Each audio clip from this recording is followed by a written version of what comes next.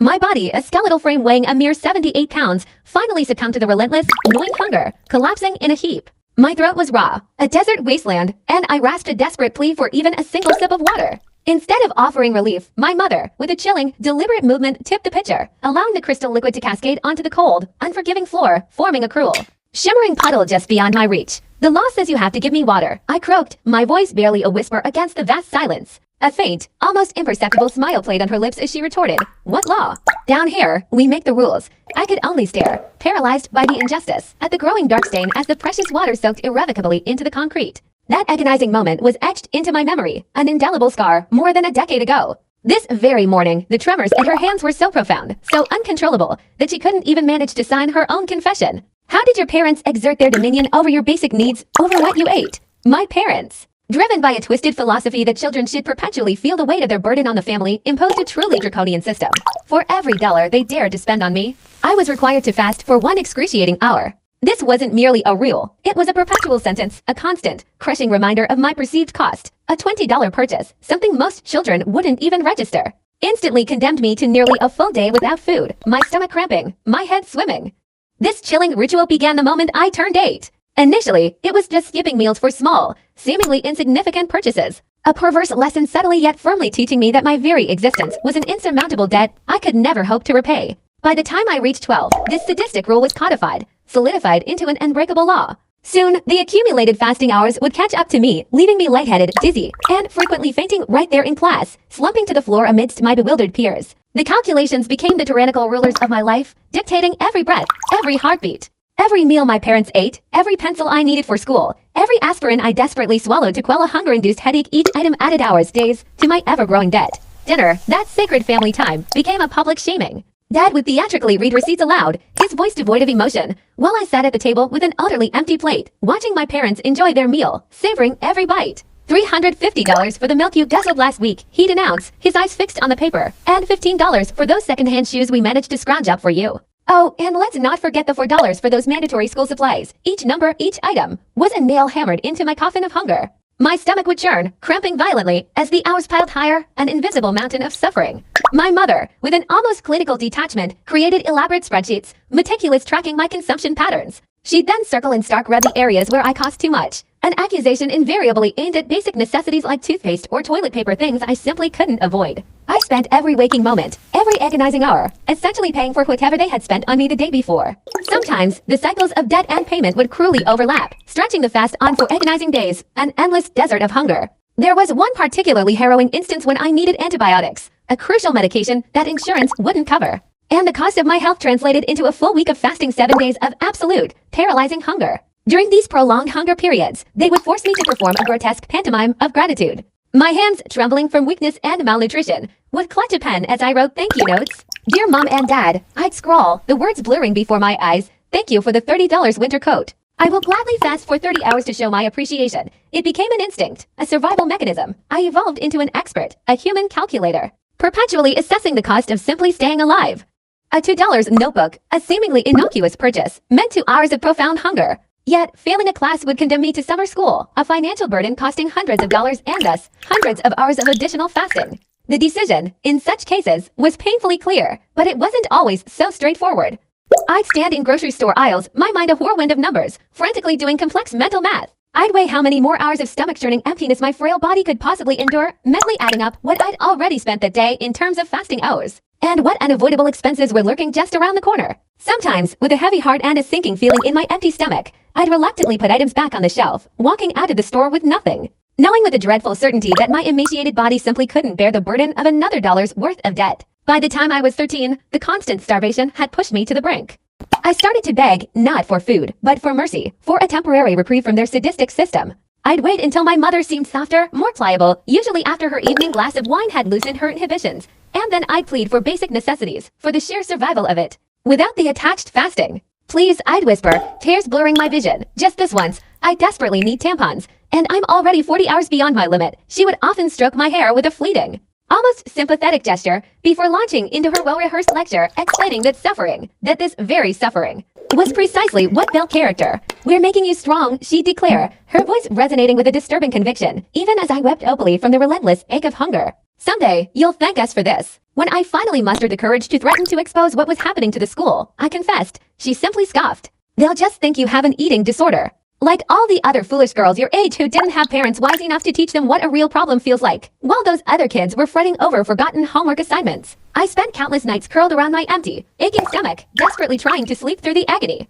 I had no one to confide in, no friends to lean on, because the constant hunger had locked me so deeply inside myself, isolating me utterly. How could I relate to anyone? If I ever dared to venture out with someone, I'd have to invent elaborate excuses for why I couldn't eat if it was during one of my forced fasts, or why I was voraciously gorging myself. Almost shamefully, if it wasn't. Unsurprisingly, friends eventually stopped inviting me places.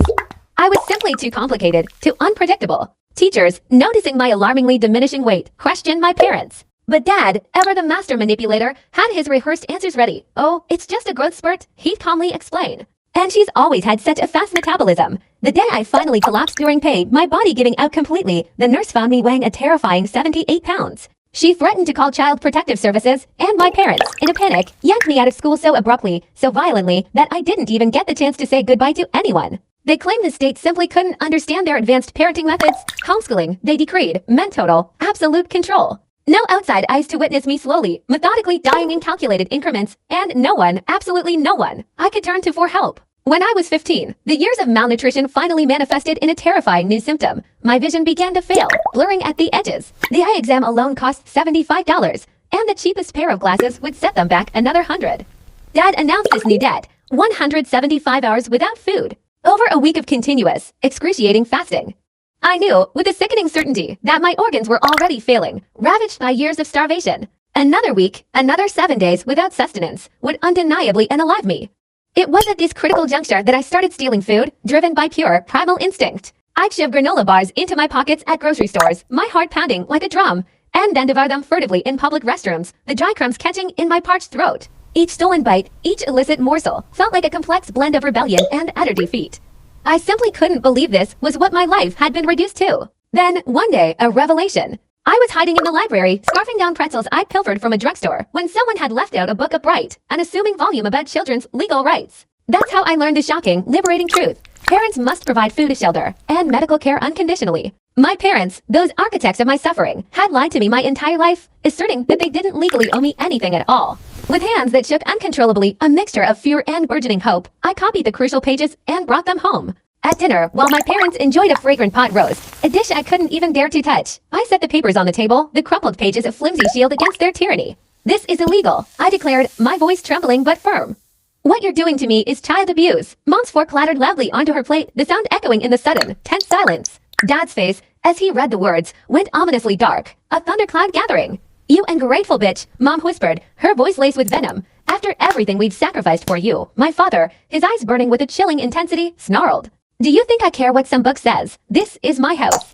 I am the law. It turned out they had foreseen my rebellion, perhaps even before I had, and they had meticulously prepared. Dad, with an unnerving calm, opened the basement door, revealing a small bedroom he'd specifically set up. In reality, it was less a room and more a jail cell. A bare mattress on the floor, a single, cold bucket, stark stone walls enclosing a suffocating space. You think you're too good for our lessons? Mom hissed, her fingers digging into my hair, yanking me savagely toward the dark, gaping maw of the stairs. Let's see how. Oh, your vast legal knowledge will certainly serve you well down here. Their mocking words echoed, a cruel taunt in the absolute silence that followed. I thrashed, a desperate, animalistic struggle, but my body, already a skeletal cage barely holding muscle and bone, betrayed me. Each desperate kick, each frantic twist, was a flicker against the immense, crushing weight of their strength. My limbs felt like lead, heavy and useless, giving out even as my mind screamed for defiance. They dragged me, a rag doll, down the cold, unforgiving stone stairs, each jarring bump a fresh wave of agony. My throat tore with screams for help, raw, piercing cries that vanished into the thick, oppressive air of the basement, swallowed by the silence no one upstairs would ever acknowledge. The heavy, reinforced door slammed shut with a reverberating thud that seemed to rattle my very bones, sealing my fate with an agonizing finality. Then came the metallic clunk-click of the lock turning, a sound that etched itself into my memory, signifying absolute captivity. Mom's voice, sickeningly calm, drifted through the thick wood, muffled but unmistakably chilling. We'll check on you in a week, darling. By then, I assure you, he'll be practically begging to show us proper gratitude. The receding tap-tap-tap of their footsteps fading upstairs was like a countdown to oblivion, each step carrying away a piece of my hope. I stumbled forward, pressing my shaking body against the unforgiving coldness of the door, the chill seeping into my already freezing skin. A desperate question echoed in the void of my mind. Would anyone ever find me? Did anyone even know I was gone, or had they ensured my disappearance was seamless? The darkness wasn't just an absence of light. It was a physical entity, pressing against me like a suffocating shroud, a tangible weight that threatened to crush the very air from my lungs. My hands, trembling and clammy, began a frantic search along the rough, unforgiving stone walls, desperately feeling for any subtle weakness in the mortar, any hairline crack, any glimmer however faint of hope for escape. But the stone was uniformly smooth, impossibly cold, its surface professionally sealed, unyielding. They hadn't just thrown me down here, they had meticulously engineered this prison. This wasn't a spontaneous punishment, it was a calculated, carefully executed plan. My searching fingers brushed against something in the far corner, a cold, hard bucket. The wave of mortifying humiliation that washed over me was so intense it almost eclipsed the gnawing emptiness in my stomach, burning through my core even as my body shivered uncontrollably from a hunger so profound it felt like a sickness. 78 pounds, the nurse had declared with a clinically detached tone just a few days ago, the number hanging in the air like an accusation. 78 pounds. A terrifying premonition twisted in my gut. How much of me, physically and emotionally, would be left after a week imprisoned in this frigid, lightless abyss? Driven by a desperate need to understand my confinement, to map the dimensions of my doom, I systematically explored every single inch of that suffocating basement prison. The meager, thin mattress laid out for me reeked of stale mildew, a cloying, damp smell that clung to the air and threatened to suffocate. There was no comforting blanket, no soft pillow, just the bare essentials of stark existence. High above, a single, naked bulb dangled precariously from the ceiling, its unforgiving glare illuminating every speck of dust, every shadow. It was so high, so impossibly out of reach. The switch, I quickly realized, must be located upstairs, an ultimate symbol of their absolute power, because I found no panel, no lever, no button to control it. They controlled everything, even the very light that pierced my eyelids. Hours bled into an indistinguishable continuum. Time itself seemed to lose all meaning within the unforgiving confines of that stone box. My stomach, which had been racked with excruciating cramps, had suddenly fallen silent, a terrifying quiet that scared me more profoundly than any previous pain. The absence of agony, the cessation of that desperate internal gnawing, was a stark, chilling realization. When your body ceases to cry out for sustenance, when it no longer demands food, it means you are truly, irrevocably dying. Then a sudden, sharp click echoed from above, followed by the faint grating sound of the door mechanism. A jolt of adrenaline, raw and primal, coursed through my emaciated frame. I scrambled, desperate and clumsy, to the very bottom of the stairs, my eyes fixated on the opening above. The heavy door slowly creaked inward, revealing Mom's silhouette, stark and ominous, framed against the warm, inviting glow of the kitchen light. In her hand, she held a shimmering glass of water, its contents glinting tantalizingly. She began her descent, each step a deliberate, slow, calculated movement, the sound reverberating with a chilling echo. At the final step, she paused, extending the glass towards me, just out of my desperate reach. My parched throat, raw and burning like an open wound, instinctively strained towards it. My hand, shaking violently, reached out, only for her to pull the glass back with a subtle, cruel flick of her wrist. First, she stated, her voice devoid of warmth, an apology. For what? The unspoken question screamed in my head, a silent roar against the dry, rasping silence of my throat. For your ungrateful behavior? For threatening us with your little library research? She was referring to my desperate attempts to find legal loopholes, ways to fight back against their tyrannical financial control. I stared at the pristine, cool water, a shimmering oasis in my desert of thirst. One sip, my mind begged, just one single sip, to soothe this inferno in my throat. But a cold, hard clarity cut through the desperation. I knew this insidious game, this twisted dance of power and submission. To give in now, even for a single drop, would be to concede everything, to open a floodgate that would never close. The law, I rasped, my voice barely a whisper, a desperate clawing at a distant, forgotten justice. The law says you have to give me water. A slow, chilling smile spread across her face, a predatory glint in her eyes. Without a word, without a moment's hesitation, she tilted the glass. The precious water cascaded onto the cold, unforgiving concrete floor, spreading out in a shimmering, mocking pool before quickly disappearing into the gritty drain.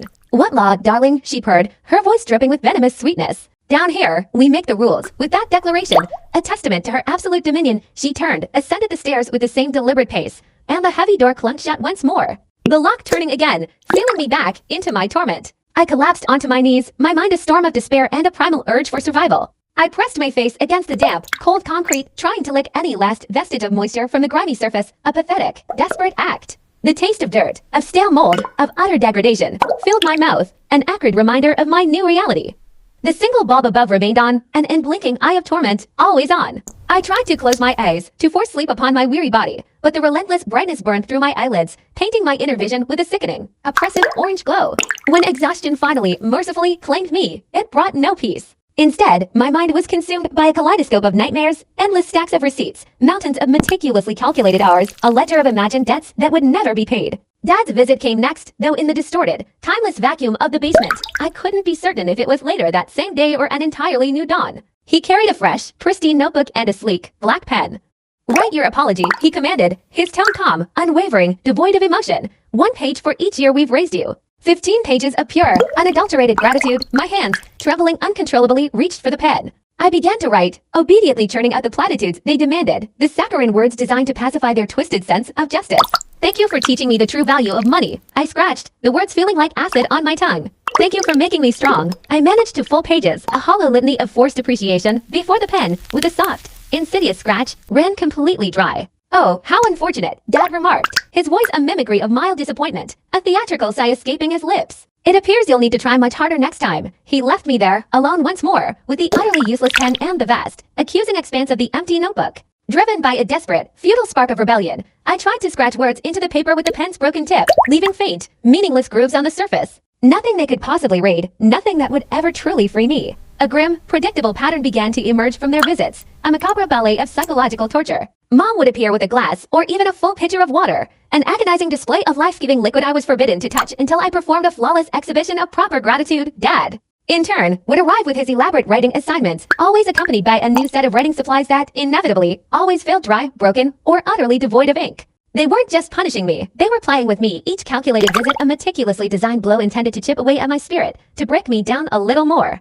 Piece by agonizing piece. Yet, even in the depths of this despair, I began to cultivate tiny, hidden breadcrumbs of defiance. When Mom demanded I kneel before she would even deign to speak to me, a deliberate act of humiliation, I would start counting the seconds in my head, turning the ordeal into a twisted game. How long could I possibly stay on my knees before my weakened legs gave out beneath me? 23 seconds, then 30. It was a strange, perverse way of building strength, a quiet, internal resistance blossoming even in the act of outward submission. During Dad's visits, I shifted my focus. I stopped trying to please him and started studying him, truly observing him, like a predator analyzing its prey. I noted the subtle twitch of his left eye when his anger simmered just beneath the surface, the almost imperceptible way he favored his right leg, a lingering consequence of some old injury he had never once mentioned. Even the subtle rhythm of his breathing became data, every tiny detail meticulously collected, stored away. Between their tormenting visits, I subjected my body to a brutal regimen of exercise. Push-ups until my arms screamed and then collapsed entirely beneath me. Sit-ups until my empty stomach protested with violent, agonizing cramps. I knew, with a chilling certainty, that I was dying, slowly, inexorably. But I swore to myself that I would die strong. I would die fighting. The water torture escalated, becoming an exquisite form of psychological torment. Mom would bring a full pitcher, sometimes a whole carafe, of crystal clear water, setting it just out of my desperate reach. Then she would launch into her monotonous lectures about gratitude, her voice droning on while I watched, mesmerized, as tiny beads of condensation formed and then slowly rolled down the cold glass. Sometimes, with a faint clumsiness, she would accidentally spill a few precious drops near enough that I could press my parched face to the grimy concrete floor, my tongue stretching. Desperate to lick the minuscule puddle, she would watch, a sickening look of satisfaction clouding her eyes, as I degraded myself for a few meager drops. In a desperate, silent act of defiance, a tiny rebellion they could never witness, I started saving my saliva, letting it pool in my mouth instead of swallowing, creating the fleeting, precious illusion of moisture. Dad's writing assignments grew increasingly elaborate, morphing into an impossible demand for an autobiography of gratitude. "Write about every single sacrifice we've made for you," he would instruct, his voice laced with passive aggression. "Start from the moment of your birth." But true to the pattern, the pens were always, without fail, defective, dry as dust, broken, or completely missing ink. He would shake his head with a show of melancholic disappointment at my perpetually empty pages, always promising, with an infuriating cheerfulness, to bring better supplies tomorrow. It occurred to me, with a bitter, cynical irony, that framing a child's entire existence around how parents controlled every morsel they ate, then demanding an exchange rate for every fasting debt, certainly made mundane childhood chores seem like a luxurious vacation package. My despair eventually morphed into a desperate ingenuity. I repurposed the broken pens, transforming them into crude tools. I meticulously picked at the mortar between the cold, unyielding stones of the wall. Behind the mildew-scented mattress, where their days would never fall, I scratched a tally mark into the stone for each day that passed. Each groove a silent promise to myself. I will survive another day. The hunger, a constant, gnawing presence, had now transcended mere pain, evolving into something ethereal, a strange, disembodied floating sensation. Sometimes my mind, deprived and disoriented, would conjure vivid hallucinations, phantom images that weren't there, the intoxicating aroma of food that simply did not exist. My body, I knew, was slowly, agonizingly, consuming itself. One visit, Mom arrived carrying a bowl of soup, its rich, savory aroma a potent weapon against my starving senses. The smell, so tantalizingly close, nearly drove me completely insane. She sat casually on the cold stairs, spooning the liquid into her mouth with excruciating slowness, describing each ingredient in painstaking detail. Chicken, she savored, and sweet carrots, perfectly tender noodles, still wonderfully warm. I pressed myself against the cold wall, squeezing my eyes shut, a desperate attempt not to watch, not to smell, not to want with every fiber of my being. All you have to do, she continued, her voice a cruel lullaby, is admit you were wrong, admit you're grateful for our lessons. Promise to follow the fasting rules without complaint. The words, heavy with unspoken consequences, stuck in my parched, burning throat, refusing to be uttered. If I gave in now, a chilling certainty settled over me. If I conceded even this smallest point, I would never truly get out. They would know. They had utterly shattered me, grinding my spirit down to dust. I'm grateful, I repeated, my voice pushing past a whisper, a desperate plea for them to believe me, to perhaps ease their grip. I am truly grateful for your profound lessons. A faint, knowing smile played on her lips, a chilling curve of satisfaction, as she spooned another mouthful of soup, savoring each drop. I don't believe you yet, she drawled, the words delivered with a casual cruelty that cut deeper than any physical blow. Perhaps tomorrow. The cloying, rich aroma of the soup, a cruel phantom of sustenance, clung to the air for hours after her footsteps faded. I buried my face into the rough mattress, pressing against the cheap fabric in a futile attempt to escape the tantalizing scent, but it had permeated every fiber, every corner of that confined space, suffocating me with its ghost. During his subsequent visit, Dad's gaze, usually still chillingly composed, snagged on the raw, desperate marks I'd scratched into the wall. His face, already grim, darkened further as he meticulously counted each desperate tally. 7 marks, he announced, his voice a low, dangerous rumble. 7 days. Now you're destroying property, are we?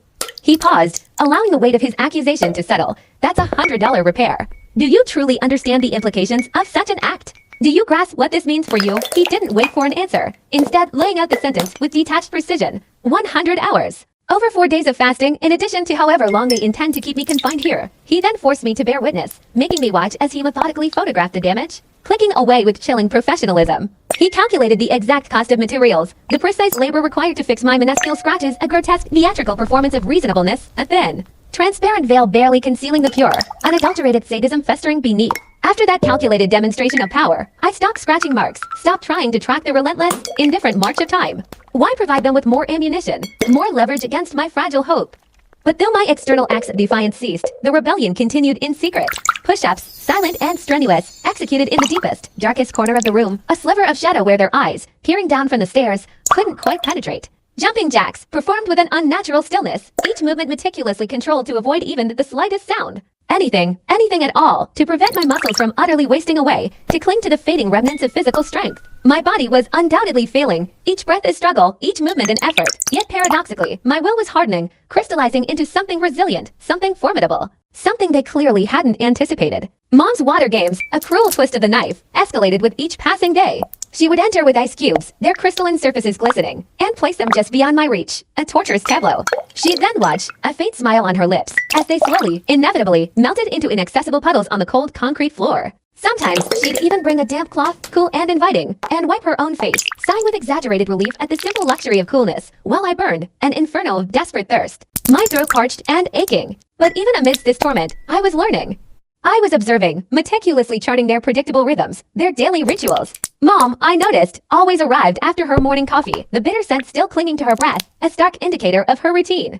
Dad invariably made his visits in the evenings, after his workday, his shoes still bearing the telltale dust from the outside world. They were creatures of habit, I realized, bound by their own predictable patterns, and habits, I understood with a chilling clarity, could be exploited. I began to craft an elaborate deception, pretending to be far weaker than I truly was. I would collapse dramatically upon their arrival, a theatrical slump designed to convince them of my utter depletion. Instead of walking, I would crawl, deliberately slow and faltering, allowing them to believe they were winning, and winning faster than they truly were. This elaborate charade, this performance of helplessness, had the desired effect. It made them careless, overconfident in their perceived victory. During one of Mom's water visits, lulled by my apparent frailty, she set the water pitcher closer than usual, completely confident in my utter weakness. As she droned on, delivering yet another monotonous lecture about ungrateful children who dared not appreciate parents dedicated enough to impart such hard lessons, my mind worked with precision. I wasn't listening to her words. Instead, I was memorizing. The exact distance, the precise angle, the critical number of inches separating my outstretched hand from that life-giving relief. Then, Dad, in what was surely a lapse, brought a functioning pen. A monumental mistake, perhaps due to his own fatigue or some lingering distraction from work. I seized the opportunity. I wrote exactly what he wanted, pages upon pages of groveling gratitude, filled with empty words of appreciation. But all the while, I was absorbing, memorizing the tactile experience of the pen in my hand, its weight, its delicate balance. And, most crucially, where he instinctively placed it when he eventually collected the finished pages. They believed they were teaching me dependence, fostering a spirit of utter subjugation. Instead, with every deliberate act of cruelty, every calculated denial, they were inadvertently instructing me in the invaluable lessons of patience, in the intricate art of strategy. They were forging within me the kind of desperate, tenacious cleverness that only truly ignites when one has absolutely nothing left to lose. My body was undeniably shutting down, a grim testament to their torture. I could feel my internal organs struggling, a symphony of systems slowly failing, each pulse a whisper of exhaustion. Yet, paradoxically, my mind had never been sharper, never more acutely focused. It narrowed, honed to a single, unwavering point: survival. Not merely the survival of this decaying physical vessel, but the defiant persistence of my very spirit. They could lock me in this cold, damp basement, yes, but they could never, ever imprison the part of me that steadfastly refused to break. The game, I realized with a surge of cold triumph, was inexorably changing. They just didn't know it yet. The visits, once agonizingly predictable, became maddeningly erratic, another insidious form of psychological torture. Sometimes, Mom would descend twice in what felt like the same eternal day, shattering any sense of time. Other times, the silence would stretch for so long, an oppressive, suffocating blanket, that I would wonder, with a chilling dread, if they had simply forgotten me entirely. This annoying uncertainty, this constant shifting of the goalposts, was a fresh form of torment, an attempt to fray the very edges of my sanity. Yet, even in the chaos, I found openings. During one of Mom's unpredictable water visits, a subtle detail caught my hyper-vigilant eye. Her hands, as she held the pitcher, trembled ever so slightly. It wasn't an emotional tremor, not a fleeting shudder of anger or regret, but something else entirely: a minute, barely perceptible physical weakness. But I filed it away, a crucial piece of information in my growing mental dossier.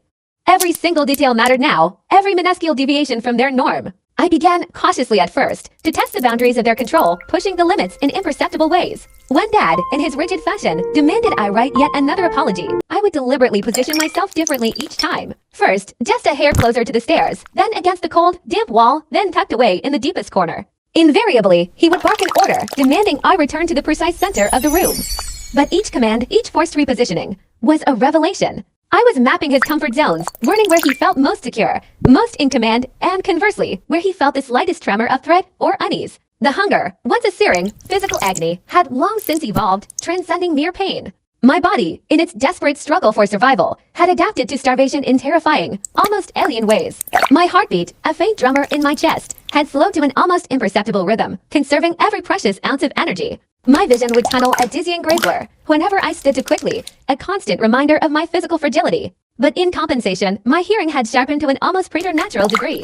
I could track their movements upstairs with chilling accuracy, deciphering their routines through the subtle creaks of floorboards, the distinct cadence of their footsteps, a symphony of their unwitting betrayals. Mom's next visit brought a new, exquisite form of cruelty. She carried a tray laden with an array of fresh fruit, the sweet, intoxicating scent of strawberries and melon flooding the stale, airless basement. She sat casually on the top step and proceeded to eat each piece slowly, deliberately, juice glistening and dripping down her chin, a grotesque pantomime of indulgence. When she finally finished, she left the tray, a taunting beacon of forbidden sustenance, just outside my reach, the fruit peelings still glistening, mocking my starvation. I waited until her footsteps faded completely, until the last whisper of sound from upstairs dissolved into profound silence before making my move. The tray, a mere 3 feet beyond my grasp, seemed an insurmountable distance, but I had been practicing, meticulously honing my movements in the dark. With a surge of desperate ingenuity, I removed my tattered shirt, tied one sleeve securely to my ankle, and used it, like a makeshift rope, to slowly, painstakingly drag the tray closer. The peelings, miraculously, still clung to tiny, precious bits of fruit. I devoured every single scrap, every minuscule fiber, even the tough, fibrous strawberry leaves, each morsel a profound triumph. This small, hard-won victory energized me far more than the negligible calories it provided. It was a potent reminder that I could still think, still plan, still fight. Dad's patterns, equally rigid, began to reveal themselves through repetition, a predictable rhythm I could exploit. He always, without fail, checked his watch exactly 3 times during each visit, a mechanical gesture of control. He always touched the door frame before descending the stairs, a ritualistic act of transition. And he always, meticulously, counted the stairs under his breath, a low murmur of numbers lost to the silence. These were not just quirks, these were obsessive-compulsive tendencies, and I realized, with a cold thrill, that I could use them. I began to leave things subtly out of place, infinitesimal disruptions to his meticulously ordered world. The mattress angled by a mere inch, the bucket shifted ever so slightly. These tiny disturbances were almost imperceptible, yet he would notice them immediately, his eye twitching, a telltale sign of his growing agitation, as he corrected each minuscule imperfection. For those fleeting moments, for those seconds of his visible discomfort, it granted me a sliver of control over his emotions, a tiny, exhilarating taste of power. The broken pens, once useless fragments, became precious tools. I used their sharp, jagged tips to meticulously work at the mortar between the stones, not with any immediate hope of escape, but to carve out small, clandestine hiding spots. Secret gaps where I could conceal my burgeoning collection of resources. The fruit peelings, once discarded waste, became a form of currency, saved and rigorously rationed for the absolute darkest moments, a tangible promise of future sustenance. Mom's tremor, which I had first observed with such detached curiosity, worsened perceptibly with each passing visit. She tried desperately to conceal it, gripping the water pitcher with both hands, a futile attempt at steadying her failing body.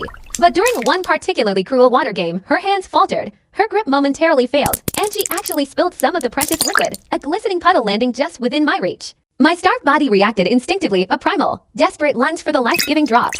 Her muffled, mocking laughter followed me as she scrambled back up the stairs, her control, I noted, slipping just as palpably as mine was meant to be. It was in that bleak confinement I first stumbled upon a small, often overlooked detail. The basement had a drain, tucked away in one corner. It was ancient, encrusted with rust, a testament to neglect, yet astonishingly, still functional. When they inevitably resorted to their usual torment, dousing the concrete floor with cold, filthy water to shock and humiliate me, I began a meticulous, almost ritualistic practice. I would position my emaciated body, a deliberate obstruction, to suddenly guide the surging currents.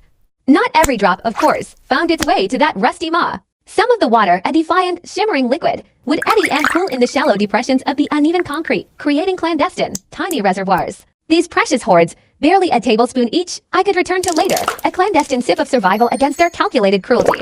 During one particularly harrowing visit, Dad arrived wielding a camera, his presence a stark, clinical invasion. He wasn't there to connect, but to document my slow, agonizing deterioration, an objective observer of his own creation. He commanded me to stand against the rough, cold wall, adjusting my posture with chilling detachment, while he snapped photo after photo from various angles. Each click of the shutter echoed like a judgment, each flash a searing spotlight on my fading humanity. I watched his eyes, devoid of warmth, calculating, meticulously planning some new degradation. The camera, in his hands, transformed into yet another insidious weapon in his ever-growing arsenal, a tool to further erode my spirit. And yet, paradoxically, it also represented something else, undeniable evidence. Evidence of their monstrous acts, irrefutable proof of what they had systematically done to me. My physical regimens, born of desperation, began to evolve. I could no longer afford the luxury of extraneous movements, certainly nothing they might witness, and deem an act of defiance. So I developed a repertoire of isometric routines, an invisible rebellion waged within the confines of my own flesh. I'd press with all my dwindling might against the unyielding walls, tensing specific muscle groups in intricate sequences, holding them to the point of trembling exhaustion. These silent, unseen battles were the only thing that kept my body from complete, irreversible collapse, a secret testament to my enduring will. The lone, bare light bulb, suspended from the ceiling, became a paradoxical entity, both my enemy and my unwitting ally. Always on a ceaseless, glaring eye, it ruthlessly shattered any hope of natural sleep rhythms, plunging me into a constant state of exhaustion and disorientation.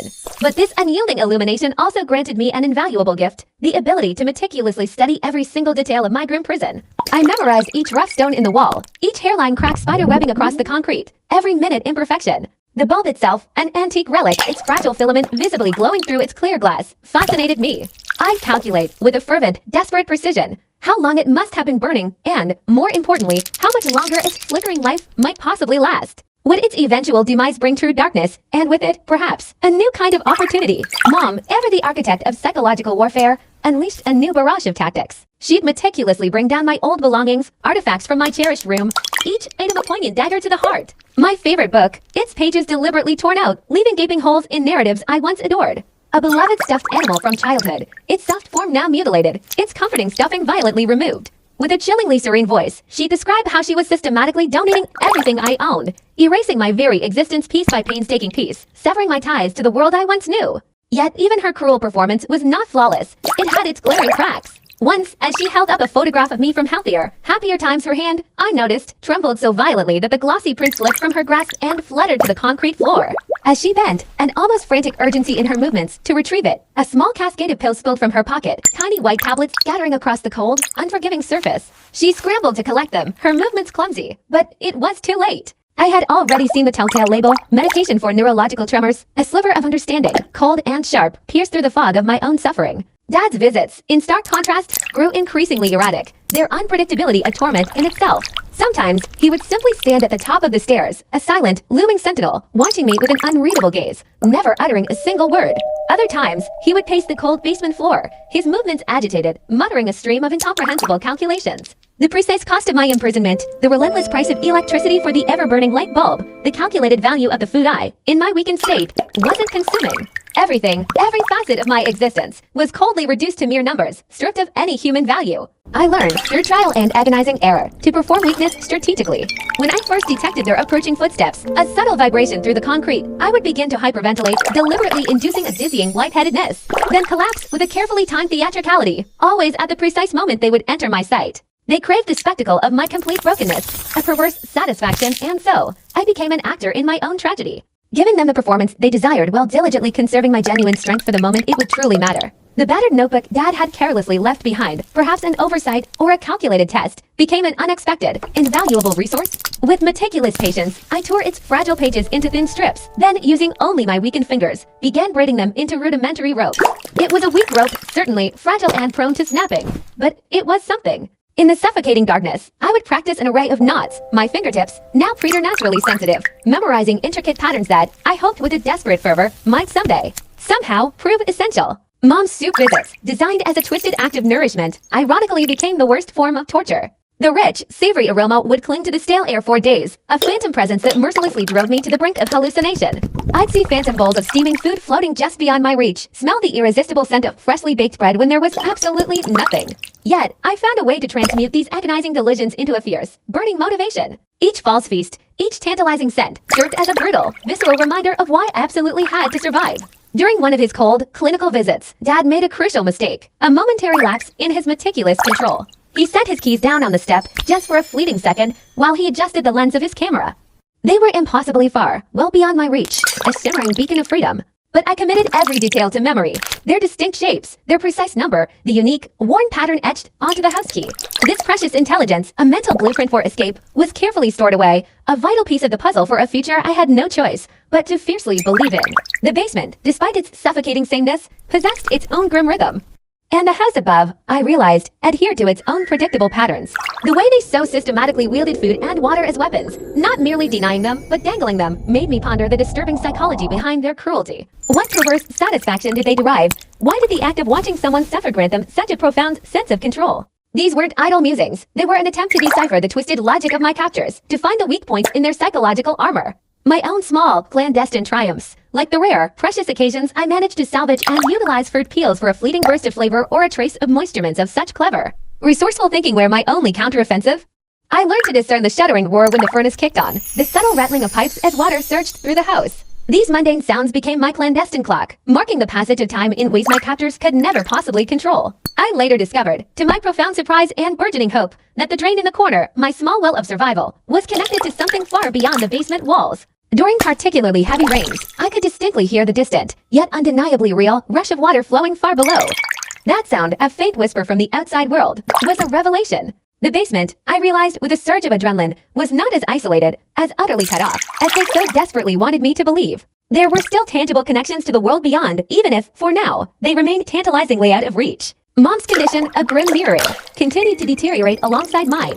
The tremors, now more pronounced, began to noticeably affect her balance. I watched her, a steady infragility, gripping the handrail with white-knuckled desperation during each treacherous descent down the stairs. Her once forceful lectures about gratitude, those barbed declarations of their sacrifice, grew increasingly shorter, less coherent, often dissolving into confused mumbles. Sometimes, mid-sentence, her train of thought would simply vanish, leaving her to trail off into an uncomfortable silence.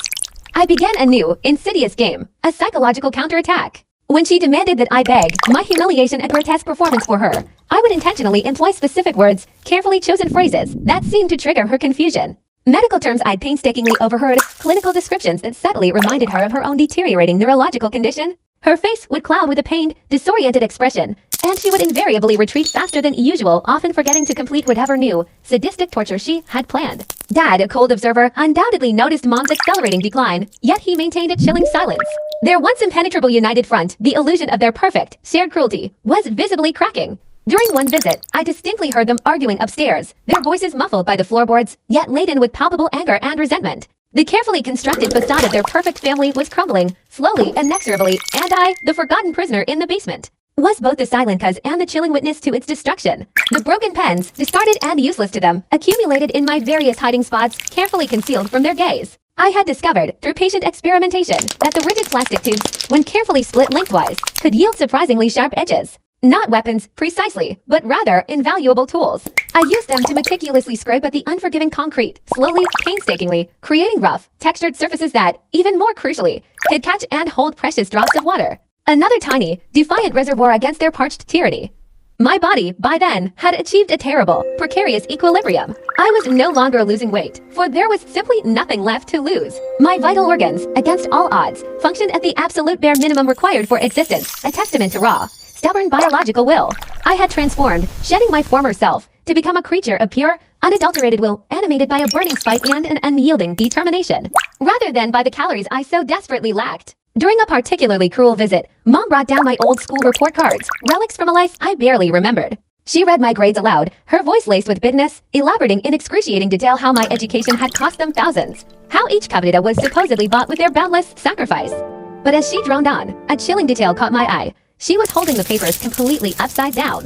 The tremors, I realized with a jolt, had clearly begun to affect her vision as well. I played into her confusion, my voice feigning agreement, nodding along with grades that were entirely fictitious, thanking her for classes I'd never once attended. Her frustration visibly mounted as reality slipped further and further from her grasp, her performance unraveling before my eyes. For the first time, a flicker of something akin to pity, cold and unwelcome, stirred within me. Then, with a brutal suddenness, I remembered the metallic click of the basement door locking, the unyielding cold of the concrete, and that dangerous, fleeting pity died, replaced by renewed, hardened resolve. That Scammer's sessions, once a testament to his calculated control, now began to reveal his own escalating instability. He would meticulously take the exact same photograph dozens of times, never quite satisfied with the angle, the light, or perhaps the degree of my suffering captured within the frame. His obsession with documentation had spiraled beyond a cold, rational pursuit. It had become a neurotic compulsion. He needed evidence of my suffering, but no measure of suffering was ever enough to satisfy them, it seemed. I quickly learned to subtly manipulate my body, positioning myself just so, making his perverse photographic endeavors agonizingly difficult. A slight turn of my head, a calculated shift of my shoulders, ensured that shadows fell in distorted, unflattering angles across my face. A perfectly timed blink, precisely at the moment of the camera's shutter click, blurred my eyes. These were not grand acts of defiance, but tiny, almost imperceptible rebellion smear pebbles dropped into the placid pond of his control. Yet they invariably sent him into furious fits of perfectionist rage. A low growl would rumble in his throat, his jaw tightening into a knot of frustration, escalating into muttered curses, sometimes even a frustrated roar as he readjusted his lens for the 10th time. He would squander entire visit hours that stretched into an eternity for me obsessively trying to capture the perfect, chilling portrait of my degradation. What dark satisfaction did he seek in those images? A trophy, perhaps, documenting his absolute dominion, or perhaps a perverse affirmation of his own twisted power. The rough, damp basement walls had become my soul calendar, not adorned with visible marks they could easily detect, but with tiny, meticulously placed scratches hidden in obscure corners, behind a rusted pipe, beneath a loose brick, or deep within the shifting shadows where light seldom touched. Each excruciating visit, each agonizing passage of time, was catalogued with these silent, defiant marks, a grim record etched into the stone. Over time, distinct, disturbing patterns began to emerge from this secret chronology. Mom, I noticed, would descend into my confinement every 36 to 48 hours, her arrival often preceded by the faint, familiar creak of the basement door. Dad, in contrast, visited every 24 to 30 hours, his footsteps more deliberate, more menacing. But with terrifying clarity, I observed the gaps between their appearances were subtly widening, stretching like a rubber band pulled taut, threatening to snap. This meant longer periods of agonizing hunger, deeper thirst, and an even more profound, crushing isolation. During one particularly harrowing water torture session, a session marked by the chilling regularity of cold splashes and forced stillness, Mom's tremors already pronounced caused her to lose her grip on the entire picture. It wasn't merely a slip. The heavy ceramic pitcher plummeted, shattering with a violent, ear-splitting crash against the unforgiving concrete floor.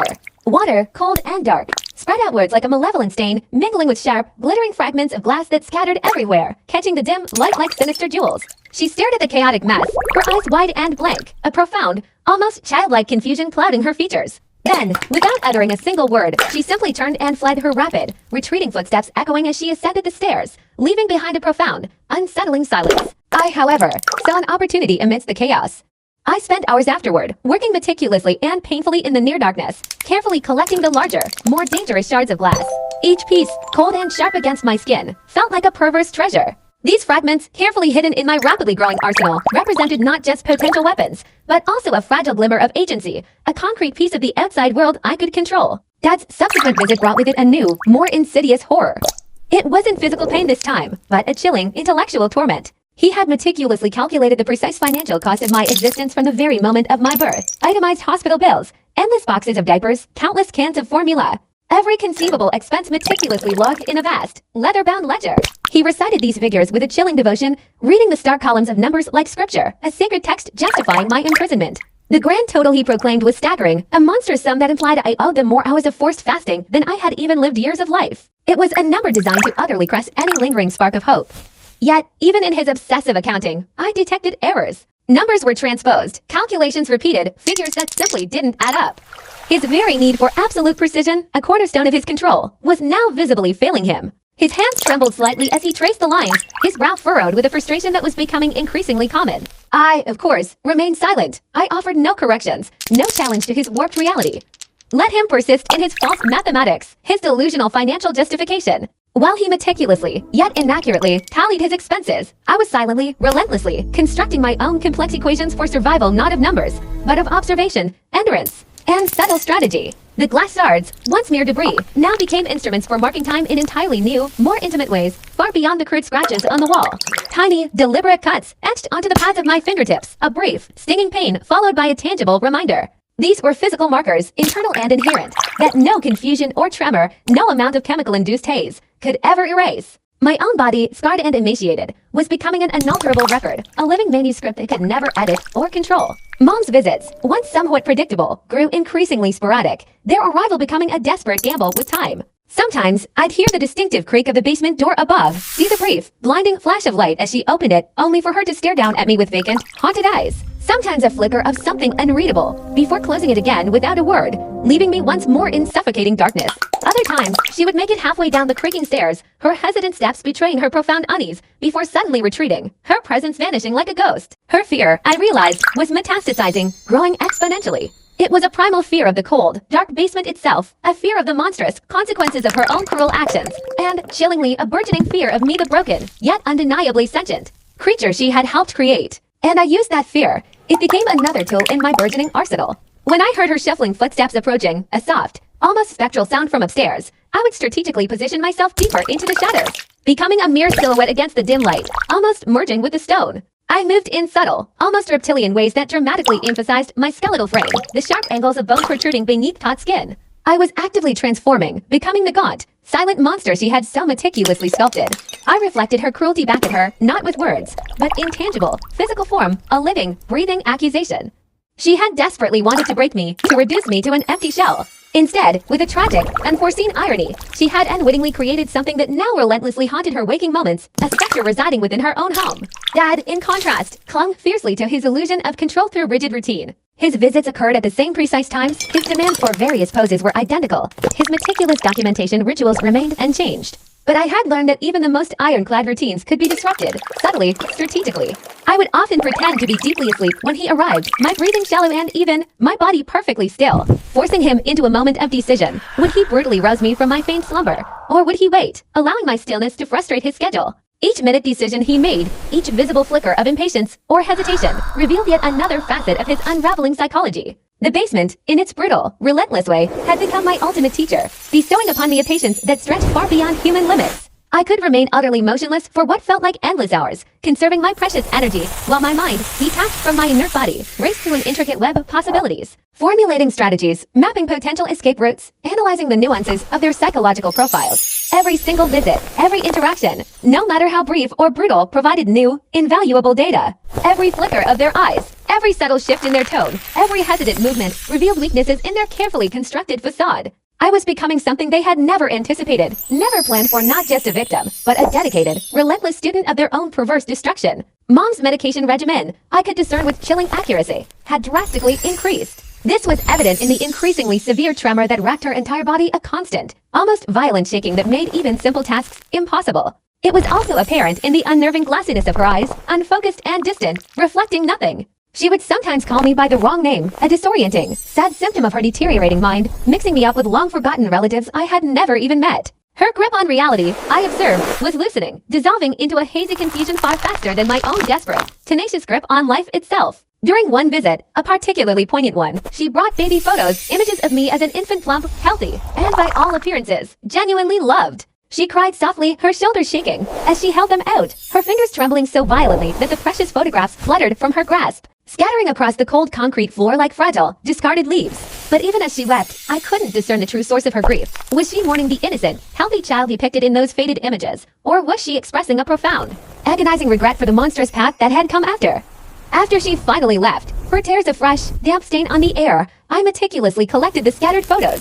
Not from sentimentality, for such emotion was a luxury I could not afford, but for the invaluable information they contained. Background details of rooms I'd long forgotten, the patterned wallpaper, the worn armchair, the specific quality of the light filtering through a window. The faces of relatives, perhaps, who might still exist somewhere, forgotten links to a world I no longer knew.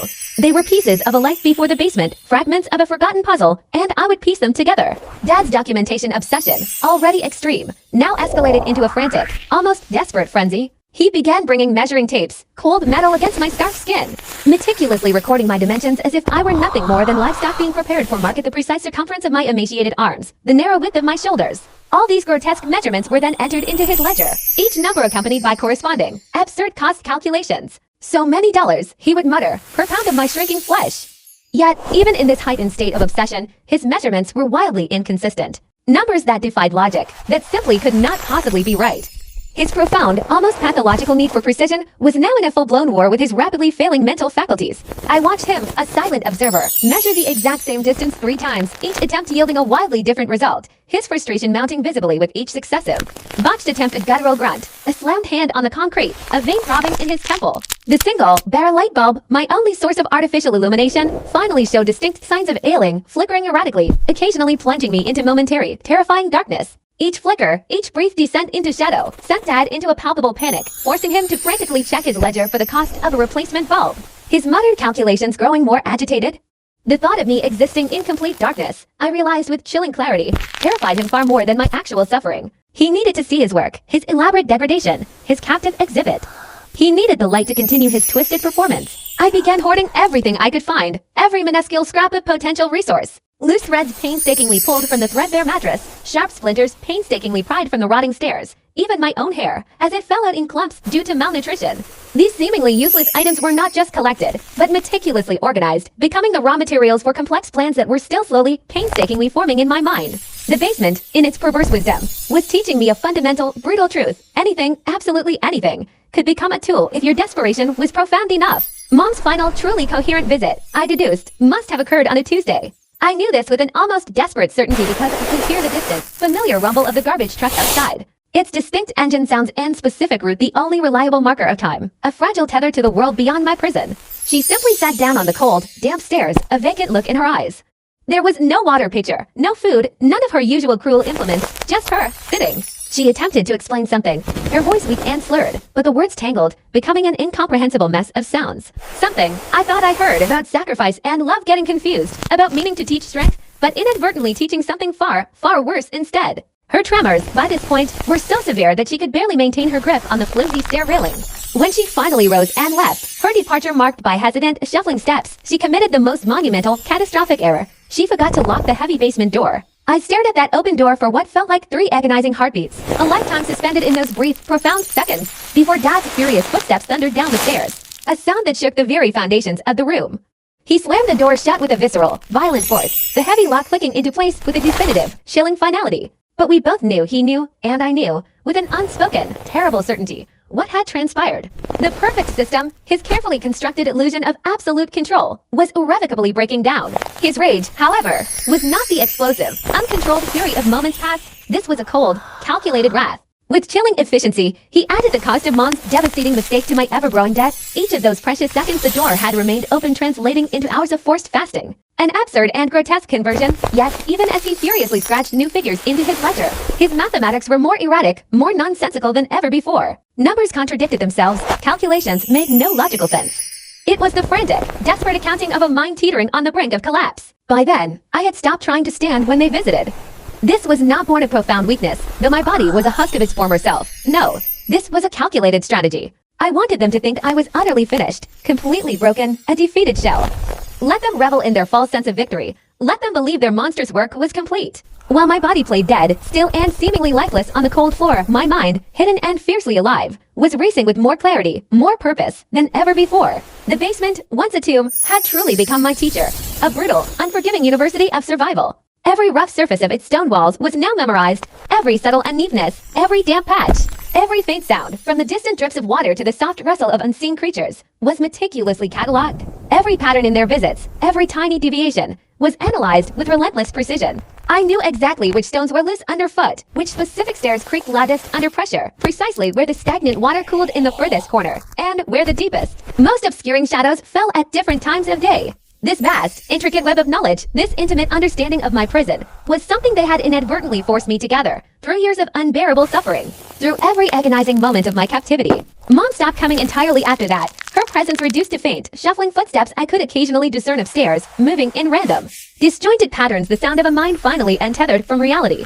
Dad's visits, in a desperate attempt to compensate for her absence, doubled, his frantic energy barely masking his growing panic. He tried, with a chilling lack of success, to maintain both roles, to replicate her specific brand of detached cruelty, her particular, twisted methods of engagement, her distinctive and haunting presence, but he simply couldn't. Cruelties, his particular brand of torment was a frigid, calculated assault, meticulously tabulated through endless numbers and sterile documentation, an intellectualized cruelty. Hers, however, had always been a starkly different, far more visceral and acutely personal affair, a deliberate chipping away at the soul rather than a mere cataloging of infractions. Then, during what I had meticulously, almost religiously, calculated as my 40th day of internment, a precise tally measured not by a calendar, but by the groaning rhythm of distant garbage trucks and the deep, soft rumble of the furnace's relentless cycles, Dad, in his self-imposed, meticulous routine, made a monumental misstep. Could he have possibly anticipated the irreversible chain of events it would set in motion? He descended, his silhouette framed for a moment against the anemic light from the floor above, then swallowed by the perpetual gloom, a heavy-duty flashlight clutched in his hand.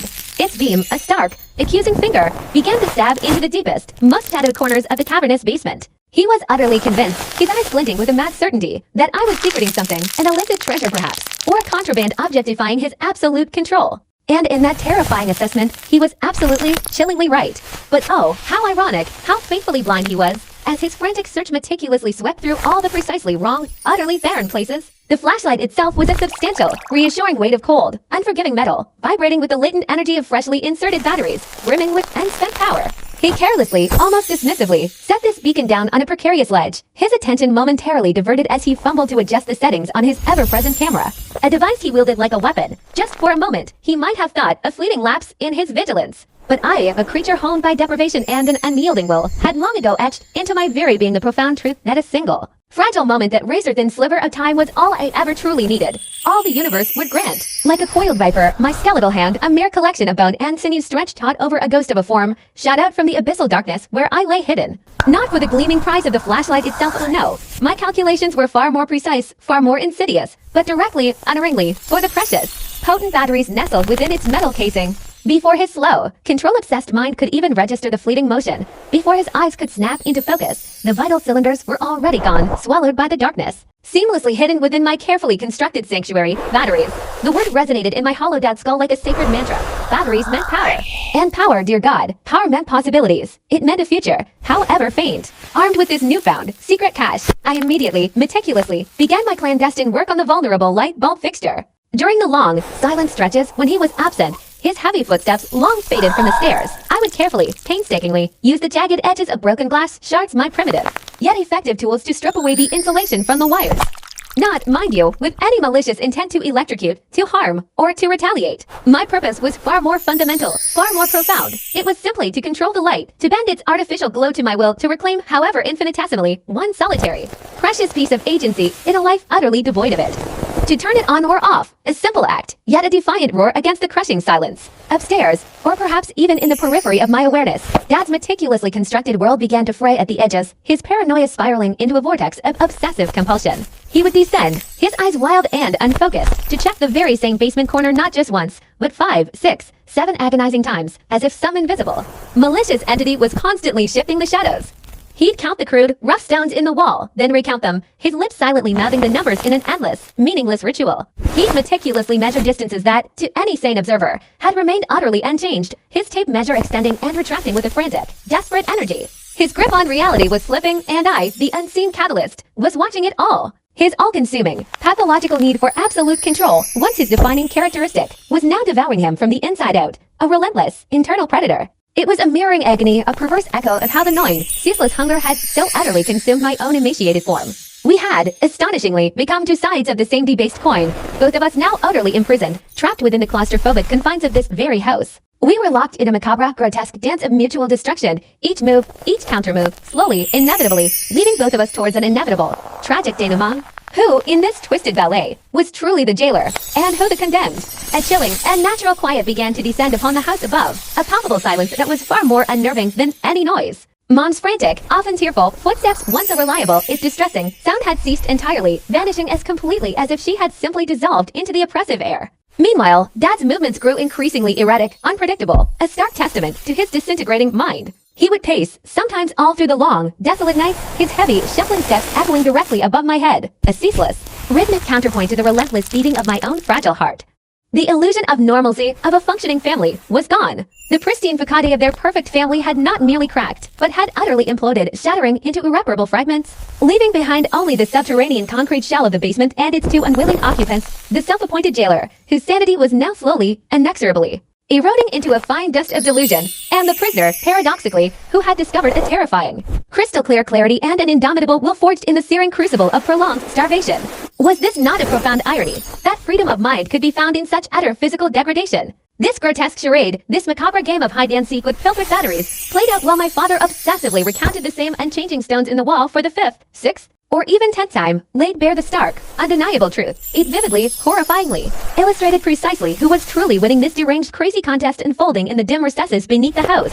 I, the supposed victim, was transforming, evolving into some clandestine basement ninja, meticulously collecting glinting glass shards, carefully mapping the subtle, creaking symphony of pipe sounds, all with the unwavering focus of someone planning an intricate, audacious prison break. Meanwhile, the woman upstairs, my mother, had descended into such a profound state of disarray that she could barely manage to hold even the simplest papers the right way up anymore. Her own mind a shattered mosaic of confusion. With an almost feverish ingenuity, I began to fashion an array of rudimentary, yet remarkably effective, tools from every conceivable discarded scrap the basement offered. The scavenged batteries, painstakingly connected to stripped wire, became a source of tiny, invigorating electrical shocks, sharp, precise jolts that proved invaluable for warding off the insidious creep of fatigue, keeping my mind razor-sharp and intensely alert in the oppressive darkness. The razor-sharp glass fragments, once near refuse, were transformed into formidable cutting implements, their edges honed by determination. The loose threads from my ragged clothes, painstakingly unraveled, along with strands of my own hair, woven together with an almost desperate patience, became surprisingly resilient lengths of rope. Even the broken, discarded pens, their ink long since dry, were meticulously reshaped into crude but functional picks. It was an arsenal, formidable in its own right, yet utterly invisible, utterly incomprehensible, to any eye trained solely to recognize conventional, traditional weapons. A testament to the power of pure, unadulterated necessity. Dad's final, documented descent into the basement, an event he meticulously recorded as he did all things, painted a chilling, undeniable portrait of his complete and utter unraveling. He arrived burdened, his arms laden with not one, but multiple, dilapidated cardboard boxes, overflowing with every single receipt from my entire life, a lifetime of trivial transactions. Medical bills, school fees, birthday gifts. He began to frantically, almost reverently, spread this vast, chaotic expanse of paper across the cold, damp concrete floor, striving with a desperate, manic intensity to construct some grand, overarching master calculation, a definitive ledger that would finally quantify, to the very last penny, the total, actual cost of my existence. But the numbers, these cold, hard symbols he so desperately clung to, stubbornly refused to cooperate with his deranged vision. They seemed to shimmer, to swim, to shift and blur before his frantic eyes, mocking his efforts, defiantly resisting his obsessive, pathological need for order. For a controllable equation to a life that defied such simple summation. I watched him, a silent, almost spectral observer from my hidden vantage point, for what felt like an eternity, for countless, agonizing hours, neither of us uttering a single, solitary word. The air grew thick with his escalating frustration, a palpable force as each meticulously planned calculation inevitably, mercilessly, failed to cohere. Receipts, once so neatly arranged, began to scatter across the floor like autumn leaves caught in a sudden gust of wind, monuments to his unraveling sanity. Pen after pen, clutched in his trembling fingers, run dry, their ink exhausted by his futile attempts to impose order. He was, with a tragic inevitability, attempting to solve an equation that was fundamentally, philosophically, without a solution, an impossible riddle. How, indeed, could one ever hope to balance the inherent contradictions of genuine love with the searing pain of cruelty? How could the nurturing essence of true care ever coexist with the suffocating chains of absolute control? It was a paradox that would consume him. When he finally, shakily, retreated from the basement, his defeated form ascending the stairs back into his own fractured reality, he meticulously gathered his scattered receipts, his last vestiges of control. But in his haste, in his madness, he inadvertently left behind something infinitely more precious, infinitely more crucial than any financial record. He left hope. Because in that spiraling vortex of his own derangement, he had, with an unwitting hand, revealed a profound, liberating truth. The heavy, unforgiving basement door, a symbol of my imprisonment, was fortified by 3 distinct, formidable locks. Yet, in his agitated state, his trembling hands that were so accustomed to the precise, predictable world of numbers, so consumed by his numerical obsession, had betrayed him utterly. He had engaged only one of them, leaving to gaping vulnerabilities, to invitations to freedom. It was a gift from his madness, a key forged in his own undoing. I waited. I endured the familiar, grinding sigh of another garbage truck cycle rumbling past in the world above, the deep, guttural thrum of another furnace rhythm vibrating through the floorboards. I waited until I was absolutely, irrevocably certain that he would not, could not, return immediately, that the fragile window of opportunity would remain open for precious, life-altering minutes. Then, with a silent, resolute intensity, I made my move not yet towards the door. No, not yet, but towards a meticulous, urgent preparation. Every crudely fashioned tool was carefully gathered. Every hard-won piece of knowledge, every whispered secret of the basement's intricate workings, was reviewed and re-reviewed in the theater of my mind. Every last, precious ounce of my meager strength was marshaled, held in reserve for the critical moment. This basement, this subterranean hell, had been more than just my prison. It had become my involuntary education. It had ruthlessly, profoundly, taught me the agonizing art of patience, the vital science of meticulous planning, and the stark, uncompromising price of mere survival. Now, after weeks of relentless schooling, it was finally, unequivocally, time to graduate. The next crucial phase of my escape, this audacious bid for freedom, demanded nothing less than impeccably careful timing, a symphony of precision and calculated risk. I had, through weeks of relentless observation, learned their patterns, the almost ritualistic rhythms of their lives, the telltale signs of their descent into madness. I knew their weaknesses, their glaring vulnerabilities, those gaping fissures and their increasingly fragile psyches. And I knew their fears, the unspoken anxieties that gnawed at them in the quiet hours. Mom's incessant tremors, the involuntary quivering that spoke of her complete emotional and physical collapse, had effectively, mercifully, taken her entirely out of the cruel game. Dad's once uncheckable obsession, his very mechanism of control, had now, ironically, devolved into his single greatest, most exploitable vulnerability. The irony was almost poetic, was it not? This perfect prison, a fortress of their own twisted design, was now guarded by alarmingly, delightfully imperfect jailers. With the precision of a seasoned architect, I meticulously positioned my crude, yet carefully chosen, tools. The razor-sharp glass shards, glinting malevolently even in the dim light, were carefully placed near the creaking, wooden stairs, a potential, calculated distraction for any unexpected interruption.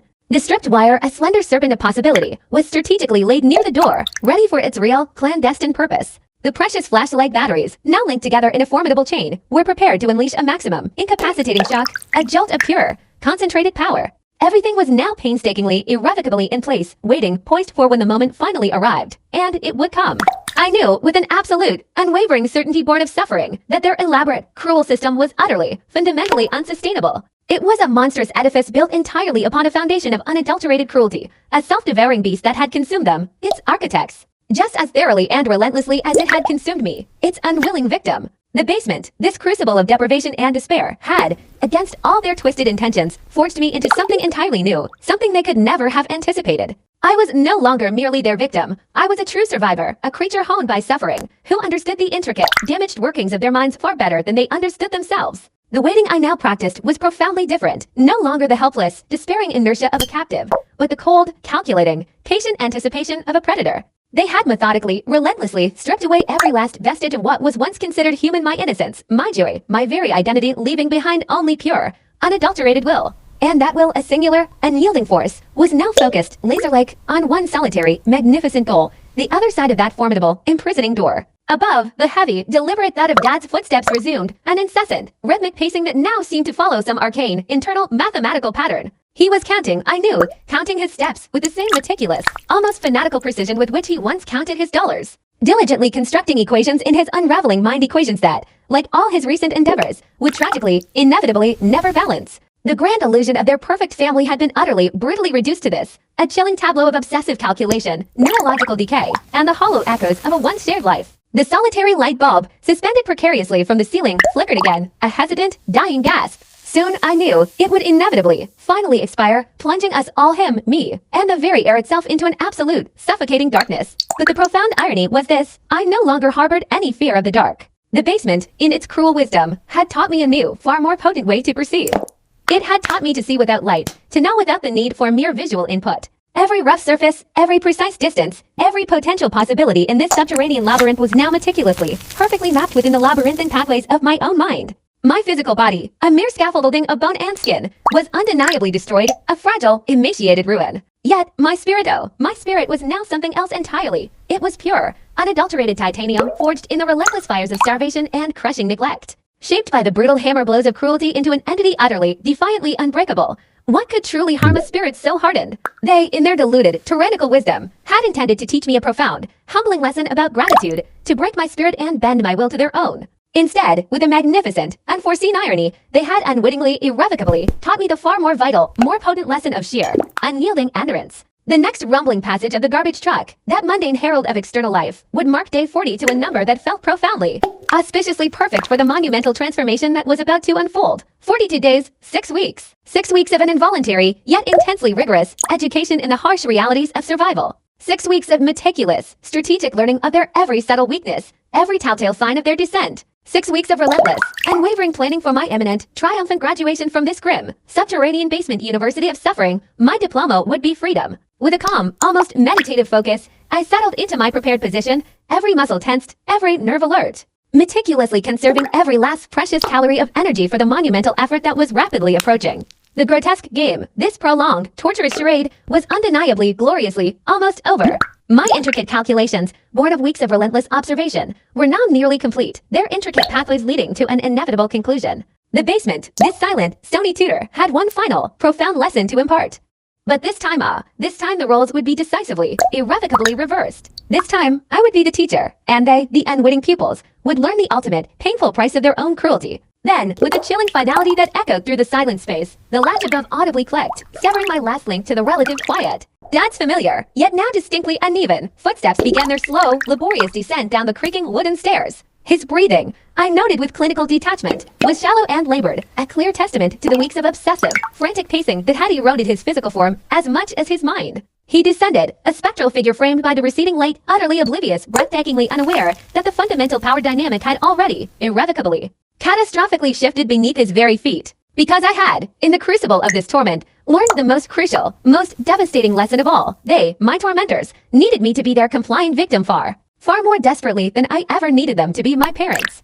Without me, without a living, breathing subject to inflict their twisted cruelties upon they truly, existentially, had nothing. But without them, without the suffocating weight of their presence, without their chains and their darkness, I, paradoxically, now had everything. I had myself, my will, my freedom, and an entire world waiting beyond that door. The flashlight beam, a frantic, accusing finger, began its familiar, erratic sweep across the cold, damp expanse of the basement, methodically searching for any perceived violations of his meticulously constructed, yet now utterly meaningless, order. It found nothing. Not a single displaced pebble, not a single telltale sign of my meticulous preparations, because I had been so painstakingly, so absolutely careful. Yet he persisted, his eyes wild, darting, driven by an insidious paranoia, a primal, animalistic certainty that something had fundamentally, irrevocably changed. And in that, he was chillingly, tragically, absolutely right. Everything had changed. I remained utterly motionless, a silent, almost lifelike tableau, meticulously playing the role of the broken, compliant doll he so desperately expected, so desperately needed to see. Let him, I thought with a simmering, internal defiance, document my degradation just one more time. Let him. Add figures, meticulous, damning entries, to his ledger. Let him cling to the illusion that his control was absolute, that his dominion over my very existence was unyielding. The cold, unforgiving walls of this basement had long ago disabused me of such naive notions. They had taught me, with every passing, agonizing minute, that belief in questioning, unwavering belief in one's own power was, in fact, the greatest, most profound weakness of all. Because tomorrow, or the next day, or perhaps the day after that, he would inevitably, irrevocably, make another mistake. The heavy, unforgiving door would open, offering a sliver of opportunity, and when it did, I would be ready. Not with the wild, desperate flailings of a victim, nor with the crude, blunt force of violence, but with the quiet, unshakable determination honed by someone who had not only stared the insurvivable in the face but had somehow, against all odds, endured it. This basement, for so long my inescapable prison, a tomb for my spirit, was soon to be transformed. It would become my launching pad, the hardened platform from which I would finally catapult myself into freedom. My intricate calculations were complete, every variable accounted for, every risk assessed. The painful, profound lessons had been absorbed, etched into my very being, and the student, forged in the crucible of adversity, was now prepared, indeed destined, to surpass the teachers who had so unwittingly shaped her. Dad finished his meticulous documentation, tapping the last pen stroke with a decisive flourish, and turned to leave. 3 deliberate steps up the creaking stairs, he paused. A flicker of unease, a phantom chill, seemed to brush against him. Some primal instinct, a whisper from the deep, ancient part of his brain, warned him that the roles had subtly, irrevocably shifted, that the helpless prey he thought he possessed had, in the shadow depths, sharpened its teeth and become the predator. But his hubris was too vast, his self-assurance too deeply ingrained. He dismissed the nascent warning, shrugging off the intuition as mere fancy, placing his absolute, unquestioning trust in the cold, unfeeling steel of locks, the impenetrable solidity of walls, and the unshakable certainty of his perceived control. The heavy door swung shut with a dull thud. The familiar click of the first lock echoed, a sound that usually sealed my fate. But this time, a slow, almost imperceptible smile touched my lips. I had heard something he hadn't, a faint, metallic hesitation, a subtle imperfection in the symphony of his security. The second lock, crucial to his illusion of invulnerability, hadn't engaged properly. Mom's tremoring hands, during her last, furtive visits, had, in a desperate, unconscious act of breakage, damaged its delicate mechanism. Another fissure, a tiny, yet potentially catastrophic, crack in the facade of their meticulously constructed, perfectly impenetrable system. I allowed him ample time to settle upstairs, to retreat into the predictable rhythm of his pacing and his endless, obsessive calculations. Only then did I begin my own work, each movement slow, deliberate, and exquisitely careful, every ounce of energy meticulously preserved for that precise, critical moment when preparation would finally explode into action. The basement, my silent confidant and unwilling sanctuary, waited with me. We had, in our shared isolation, become unlikely partners in this dark, grueling education. It had sheltered my agonizing transformation, a slow metamorphosis from a terrified victim into a cunning survivor. Now it would bear witness to my final exam, the ultimate test of my resilience and ingenuity. The solitary light bulb, suspended precariously from the ceiling, gave one last, weary flicker, its dying gasp a momentary shiver against the encroaching gloom, then plunged us into absolute darkness. But I did not panic. How could I? I knew every single inch, every hidden contour, every treacherous obstacle of this space with an intimacy born of forced habitation. The darkness, once a symbol of my despair, was now my most potent ally, a vast, velvety cloak that hid my movements from any potential, imagined watching eyes. In the profound, black silence, I calmly, methodically prepared. Tomorrow, I knew, would undoubtedly bring a fresh onslaught of new challenges, new dangers, but I was ready.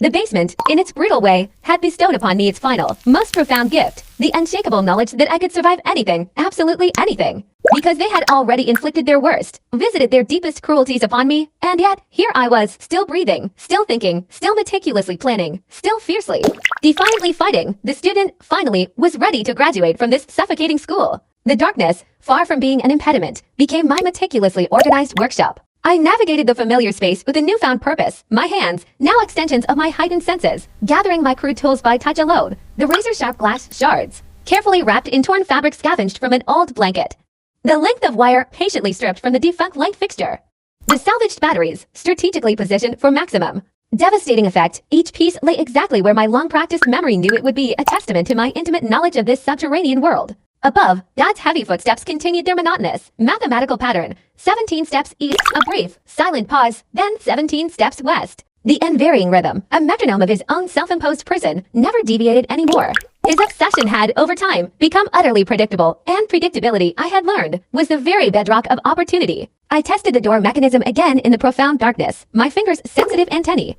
The first lock engaged with a reassuring, solid click, just as it always did. But the second, the one compromised by Mom's tremor, emitted a sickening, grinding sound as it struggled, unsuccessfully, to catch. The third, a simple deadbolt, hadn't been used in weeks, a glaring oversight. Dad's slow, insidious deterioration of focus, his increasing complacency, had, against all his intentions, inadvertently created the precise opening I so desperately needed.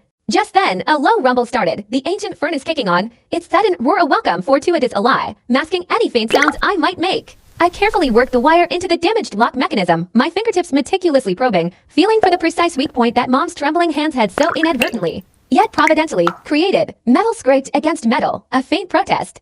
The lock resisted fiercely, then, with agonizing slowness, yielded a fraction. Progress measured in mere millimeters, but progress nonetheless.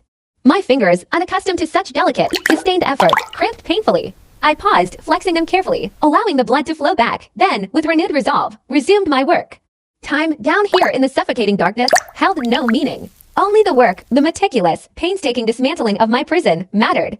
The lock, I knew with a conviction born of endless hours of observation, would yield eventually. Everything yielded, I had discovered, if one possessed enough patience, enough unyielding will. Then, abruptly, Dad's rhythmic pacing above stopped. I froze, my breath catching in my throat, every muscle rigid. Was the wire still in the lock? I wondered, my mind racing, straining to pierce the silence, listening. His heavy footsteps, disturbingly light now, began to move purposefully toward the basement door. With practiced speed and seamless grace, I slipped back to my usual, subservient position, the incriminating wire vanishing into the hollow of my palm. The door creaked open, spilling a harsh, intrusive beam of light down the stairs, momentarily blinding me. He descended, a powerful flashlight in hand, sweeping its piercing beam slowly, methodically, across every shadowed corner of the basement. I remained utterly motionless, eyes closed, my body a carefully crafted tableau, playing the role of the broken, defeated creature he expected, the victim he believed he had utterly mastered. The harsh beam lingered on me for a long, unsettling moment, then moved on, systematically checking his usual, obsessive concerns, the exact position of the mattress, the precise placement of the bucket in the corner, the unblemished surface of the walls, scrutinizing them for any new, defiant marks. Satisfied, or at least convinced of his undisturbed order, he turned to leave. At the very top of the stairs, he paused again. I heard him testing the locks, his fingers lingering, click, one, click, two, the third lock, just as I had anticipated, remained unused, ignored. He muttered something, a low, dismissive grumble about electricity costs, a trivial complaint in the face of my burgeoning freedom, then closed the door, plunging me back into my lie, the darkness. I waited through 50 more of his predictable pacing cycles. I waited, letting the echoes of his mundane life settle, allowing any residual suspicion to dissipate. Only then did I return to my work. The wire, now an extension of my will, found its way back into the damaged lock mechanism. Push, twist, feel for the elusive catch. My makeshift tools were crude, cobbled together from the detritus of my imprisonment, but the basement, in its brutal tutelage, had taught me that even the crudest implements, wielded by patient, determined hands, could, against all rational expectation, accomplish veritable miracles. Finally, with a soft, almost imperceptible click, the second lock yielded. In the profound silence of the basement, the tiny sound resonated like a clap of thunder, a triumphant declaration. I held my breath, every fiber of my being taut, waiting to see if Dad had heard, if this minuscule victory had somehow betrayed me. But above, his relentless pacing continued, unbroken and unchanged. 17 steps east, 17 steps west. One lock remained, the easiest one, ironically. Dad engaged it out of ingrained habit, a mindless ritual, not out of any genuine concern for security. It was a simple mechanism, one that would take mere seconds to defeat when the time came, but not yet, not now. Preparation, I knew, however perfect, however meticulous, meant absolutely nothing without the impeccably precise timing. I spent the next excruciating hours in utter darkness, my body a ghost in its own space, practicing every nuanced movement, from the cold mattress to the foot of the stairs, then stealthily up. In complete, absolute silence, I tested each individual stair, identifying which planks creaked under the slightest pressure and which held firm, memorizing the exact height of every step, the precise distance to each landing. My body, gaunt and skeletal from deprivation, might be a fragile shell, but it could still move with a focused, deadly purpose. The distant rumble of the garbage truck vibrated through the floorboards, a familiar, reassuring sound. Wednesday morning. Dad would leave for work soon, his routine as unyielding, as rigid as his meticulously calculated figures. Mom hadn't stirred upstairs in days, her presence a silent, heavy absence. The house would be as empty, as devoid of watchful eyes, as it ever got.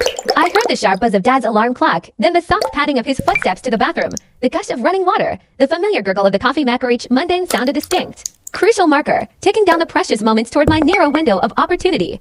He never checked the basement before work anymore. Why would he, in his deluded mind? His prisoner was utterly secure, perfectly contained. The front door closed with a definitive click. His car engine coughed to life, then purred away. I counted slowly, methodically, to 1,000, each number a heartbeat of mounting anticipation. Then I began. The wire, a familiar companion now, slipped effortlessly into the first lock.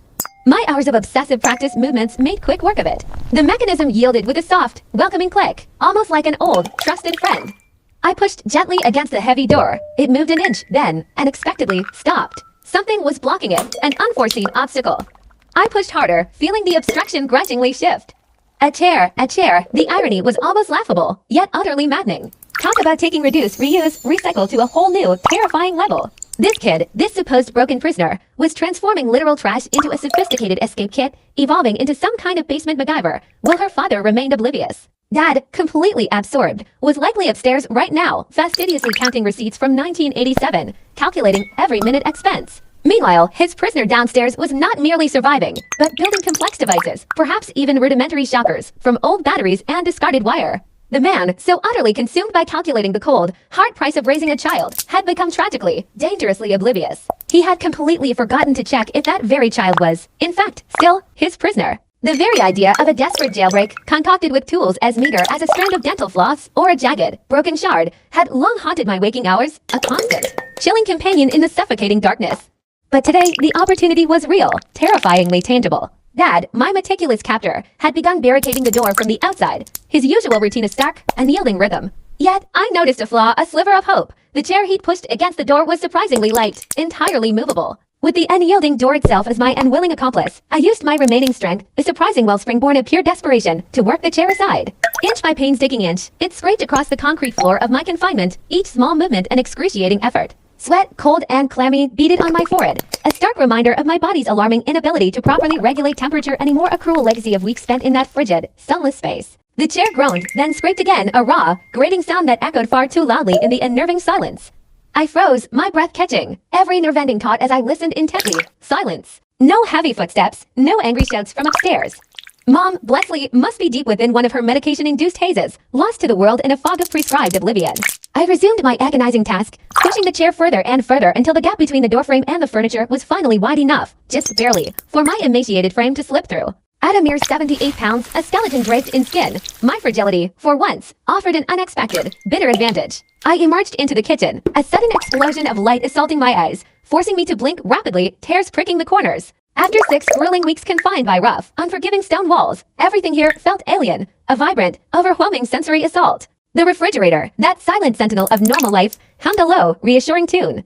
The kitchen clock, a relentless timekeeper I'd once taken for granted, ticked with an almost miraculous rhythm. These mundane sounds, once background noise, now resonated like a symphony of freedom. My legs, weak and unsteady, trembled violently as I pushed myself fully upright for the first time in what felt like an eternity. I gripped the cool, solid counter, clenching my fists, willing the dizzying wave of vertigo to pass. There was no time for weakness, no room for faltering now. Dad would be back for lunch in precisely 4 hours, his ironclad routine, a predictable cage, never deviated. I needed provisions, food, water, a fresh set of clothes, some money, anything to sever the tether to this nightmare. But before any of that, I had to ensure Mom wouldn't interfere. Each step was a careful, deliberate calculation as I crept upstairs, every creak of the floorboards a potential betrayal. Her bedroom door stood ajar, a silent invitation. She lay in bed, swallowed by the blankets, a scattering of pills like fallen snow on her nightstand. Her breathing was shallow, barely perceptible, yet steady. On her dresser, easily accessible, sat her purse. My heart pounded as I rummaged through it, my fingers closing around a crumpled $43 and some loose change, a small fortune. Her cell phone, her car keys, I took them all. A faint stirring, a soft moan escaped her lips, but her eyes remained closed, heavy with the weight of her medication. She was deep, irrevocably deep. My old room, a relic of a life now shattered, was exactly as I'd left it, a time capsule of innocence. Clothes still hung in the closet, a familiar, comforting sight. I quickly began dressing, layering what I could, attempting to camouflage my skeletal frame beneath loose-fitting fabrics. Everything hung like a shroud, but it would have to do. I stuffed a worn backpack with essentials, more clothes, a hidden stash of $27 I painstakingly saved from birthday cards, tucked away in a dresser drawer. A tiny rebellion against my parents' meticulous control. Navigating the kitchen, my former sanctuary, now felt like defusing a bomb. My stomach, ravaged by weeks of deprivation, was a treacherous beast. I knew, with an agonizing certainty, that attempting to eat too much, too quickly, would only make me violently ill. I forced down small bites of dry bread, sips of cool water, but even a single banana, a burst of sweetness I craved, was immediately rejected by my protesting stomach. With a meticulous precision born of fear, I cleaned every crumb, every stray drop, eradicating any trace of my presence. Dad's office, however, drew me with an irresistible, terrifying pull. His precious calculations, the meticulous records of my imprisonment, simply had to be there. I found them almost immediately, overflowing boxes of receipts, daunting ledgers detailing my fabricated debt, and, chillingly, a small digital camera with its memory card bursting with basement documentation, irrefutable evidence of everything he'd done. I took the camera and one of the thick ledgers, tangible proof should I ever need it, a weapon forged from his own obsession. Then, my eyes fell upon his computer, still logged in, a glowing portal into the meticulous cruelty of his mind. His compulsion for documentation, I quickly realized, extended beyond physical paper, it had permeated the digital realm. Folders labeled with my name, years of spreadsheets meticulously tracking every single penny spent on my existence, a digital ledger of my life, valued and quantified. My blood ran cold. I located a thumb drive on his desk and, with trembling fingers, inserted it, initiating the transfer of every damning file. The progress bar crawled across the screen with agonizing slowness, 20%, then 40%, then 60%. Each passing second felt like an eternity, a precious commodity ticking away. Yet I knew, with unwavering certainty, that this digital evidence was non-negotiable, essential for my future. Finally, the files finished copying. I quickly pocketed the thumb drive, my heart still racing, and moved towards the door, ready to leave this suffocating monument to his control. But then I stopped, my gaze snagging on a framed photograph on his desk. It was us, our family, years ago, before the insidious calculations began, before the terrifying descent into the basement. I looked healthy, vibrant even. They, my parents, looked human, not the monsters they had become.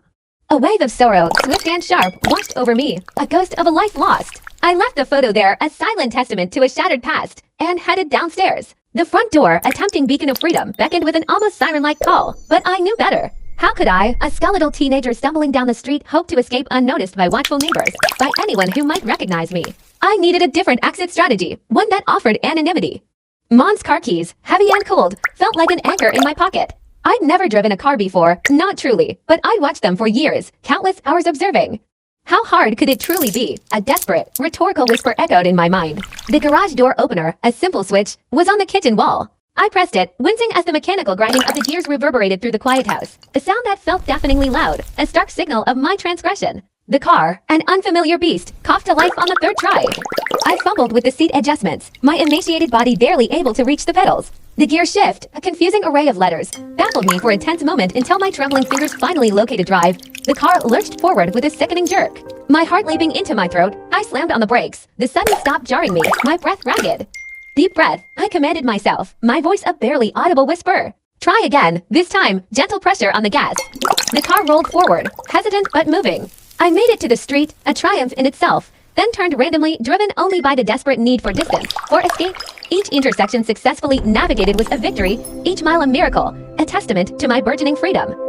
I drove endlessly until the gas light flared to life, a stark orange warning. Just ahead, a rest stop materialized out of the gathering dusk, a welcome oasis. I pulled in, parking quickly, awkwardly, but safely, away from prying eyes. My hands, still shaking uncontrollably, fumbled with the ignition, finally turning off the engine. I had done it. I had escaped. But the elation was fleeting, quickly overshadowed by a new, daunting realization. Escape was only the beginning. I had a paltry $70, a car I couldn't legally drive, a body that felt fragile enough to shatter, and parents who I knew with chilling certainty would eventually realize their prisoner had graduated, not from a university, but from their wretched basement. I spotted a dusty payphone, a relic of a bygone era, and, with renewed determination, dialed the only number I remembered with absolute clarity, my aunt in the next state, Mom's estranged sister, who had stopped visiting years ago after some bitter argument I'd never fully understood. The phone rang once, then twice, each ring an agonizing eternity. She answered on the third. I managed only 3 guttural words, Auntie. I'm out before my voice cracked, dissolving into a ragged sob. She heard enough, a quiet, firm voice, an address, a promise to wait. Help is coming, she'd assured me, a lifeline thrown across an ocean of despair. I sat in the car, doors locked, watching the endless stream of headlights on the highway, the silent, relentless march of time. Dad would be home in 2 hours. He'd discover the empty basement, the missing evidence, the shattered illusion of his perfect system finally laid bare. Across the parking lot, the warm, inviting glow of a truck stop diner beckoned. My stomach cramped, a hollow ache of emptiness, but I knew better than to trust it yet. Recovery, I understood, would be a long, arduous journey. Everything would take time. But for the first time in what felt like my entire life, I had time, my own time. Not time measured in dollars and debt, not time dictated by his calculations, but time that belonged solely to me. And our past, then to Dad, I knew, would be discovering the empty basement now.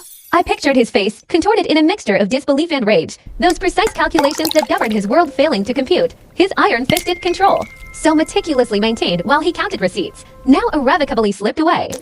Just as the last vestiges of sunset bled across the horizon, my aunt's car pulled into the rest stop. She stepped out, and I saw the immediate shock register on her face. 78 pounds of emaciated desperation was far harder to conceal in person than through a trembling phone call. Yet, she didn't hesitate. She moved with a decisive grace, wrapping me gently in a soft, warm blanket, then helping me, carefully, to her car.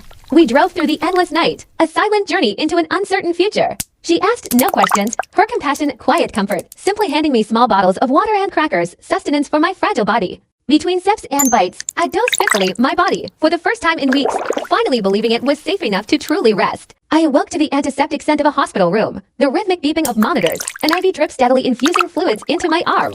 A doctor, his face kind but serious, explained the dangers of refeeding syndrome, the potential for organ damage, the long-term effects of prolonged starvation, but he also spoke of recovery. Of possibility, of a future. Soon after, the police arrived, their questions probing, their faces grim. I showed them everything, the ledger, the camera, the thumb drive bursting with Dad's digital documentation. They took notes with solemn professionalism. Adult Protective Services became involved, navigating the labyrinth of paperwork and protocol systems, I realized, designed to help, not to hurt.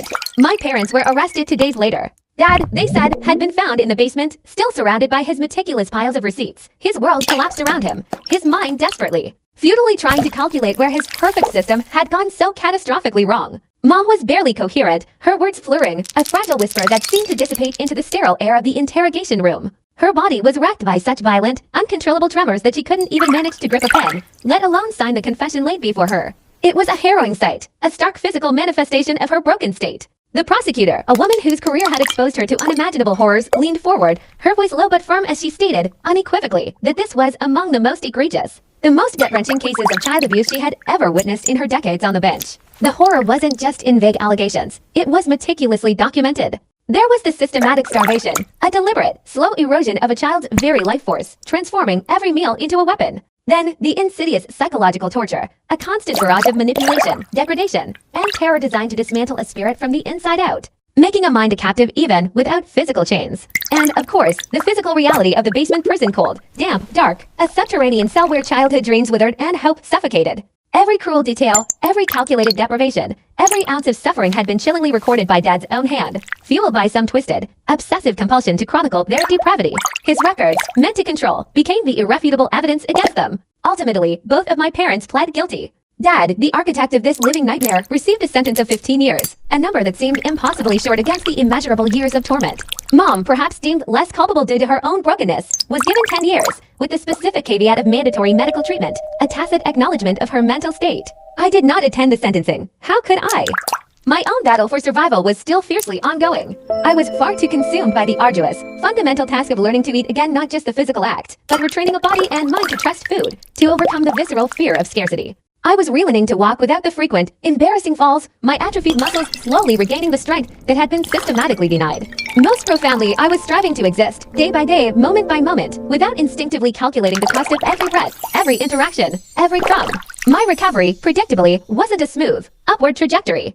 It was a tortuous, often dizzying, non-linear path. Some days, my stomach, still recalibrating, vehemently rejected any sustenance, leaving me hunched over a toilet, purging the very nourishment I desperately needed.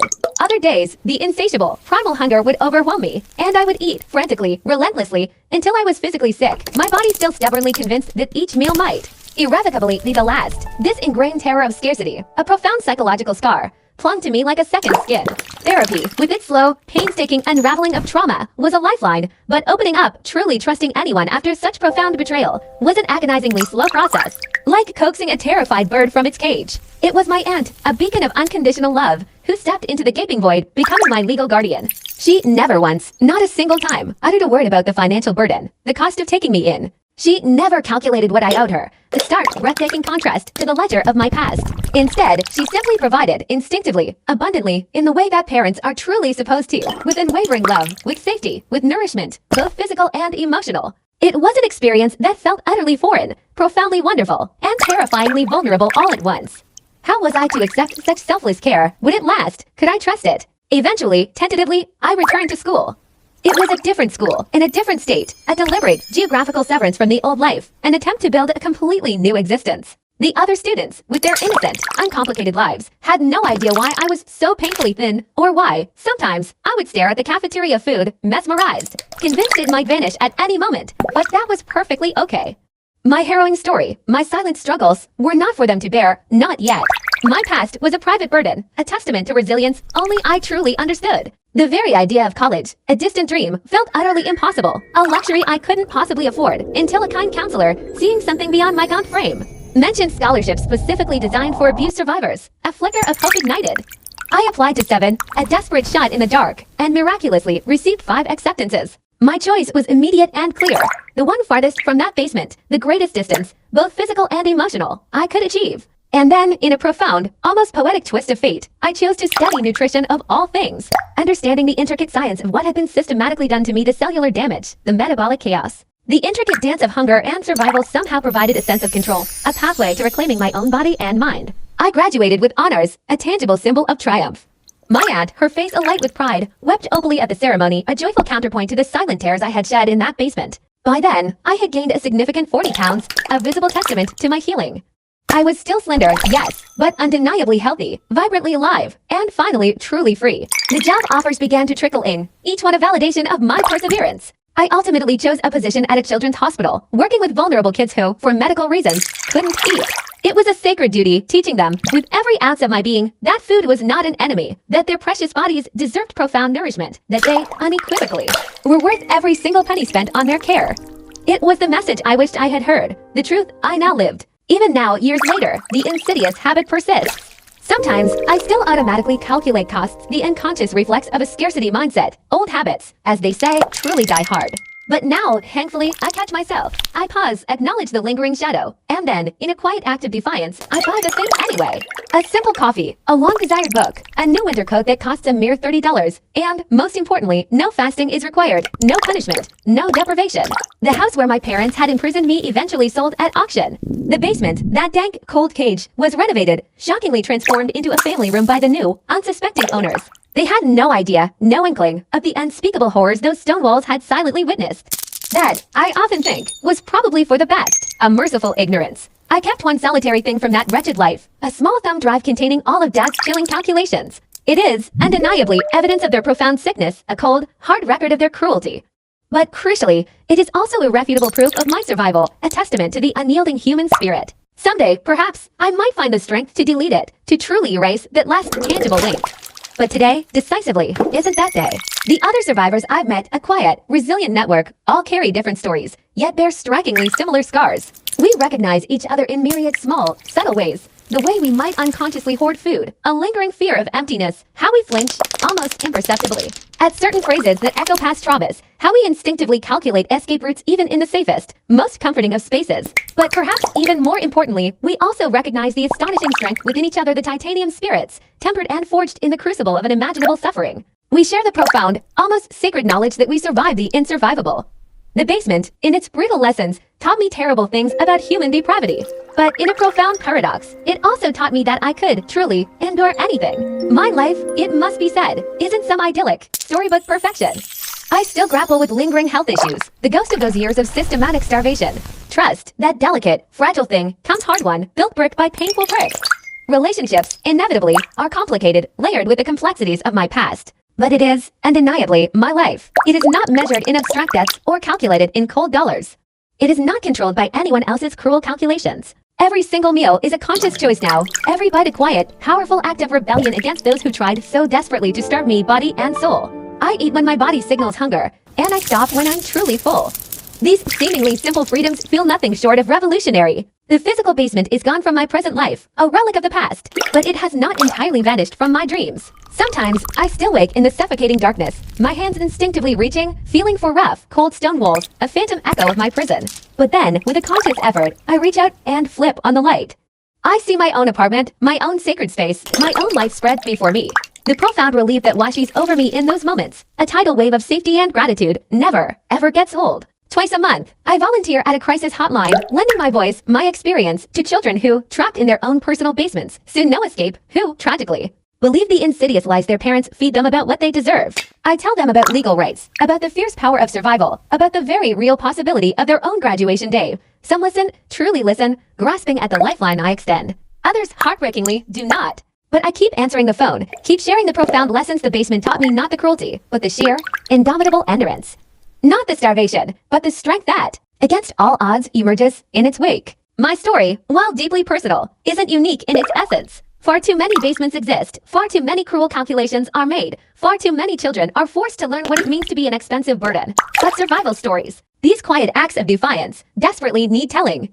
They are proof, irrefutable and resonant, that the basement, however dark and confining, doesn't have to be the end. I am 32 now. I maintain a healthy weight, have a stable, fulfilling job, and live what I consider a good life. The terrified girl who once weighed a mere 78 pounds feels like a different person entirely, a shadow from a distant past.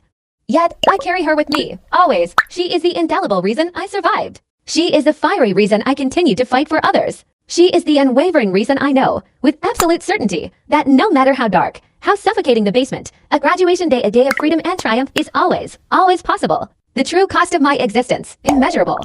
The profound value of my survival, priceless.